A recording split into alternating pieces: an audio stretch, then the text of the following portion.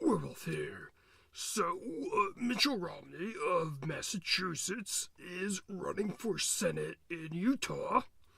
Now, the guy was practically a straw man for the Democrats, ensuring Obama's victory in 2012.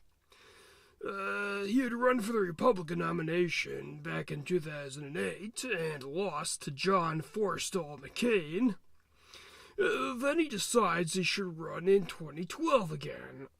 This guy seemed neither motivated by passion nor any new ideas, and that just goes to show he didn't even produce a real product. He just helped big companies reorganize and lay off workers for his entire career before becoming a politician.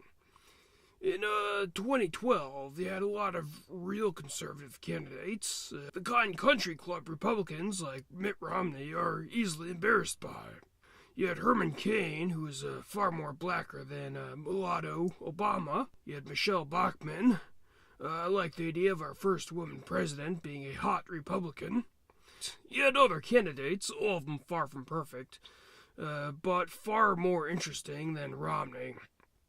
And he outspends all of them, and by the last days of the primary, your only other choices were Sweater Vest or Gingrich, a gluttonous throwback from the 1990s who wasn't even that popular back then. To give you an idea of how liberal Romney is, he instituted a healthcare plan back in Massachusetts that became the blueprint for President Obama's failed healthcare plan. And then there was Romney's awkward attempts to try to relate to the average person, like this photo op of him doing laundry. Like a guy with that kind of money on a busy campaign trail has time to do his own laundry. There were lots of times Mitchell could have called Obama out, but instead he let Obama walk all over him.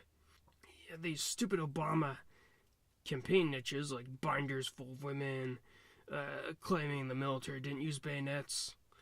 At the convention, the only speech worth watching was Clint Eastwood's, and if you actually thought about it for just a moment, it was just as much a criticism of Republicans as it was of Obama. Clint Eastwood would have made a much better candidate than Romney. Since then, Romney became an outspoken never-Trumper, one of the more obnoxious ones at that. Why Trump endorsed his Senate run? I can only offer that it may have been a tactical ploy to appease some of the GOP establishment, knowing Romney was too embarrassed by Trump that he would never actually campaign on that endorsement. Look, there are other candidates in the Utah Republican primary to choose from. None of them may be perfect, but hey, at least they're from Utah, and at least they're at least somewhat, if not much more conservative than Romney. This one guy is even an Abraham Lincoln impersonator. Well, anyway, until next time, life, liberty, and...